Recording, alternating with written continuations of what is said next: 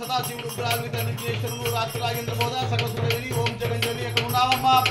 ఏ చోటకున్నావమ్మా నవగిరి పట్నమందు 30 కోట్ల ముళ్ళు 70 కోట్ల దేవదేవతలు 6 రాజులు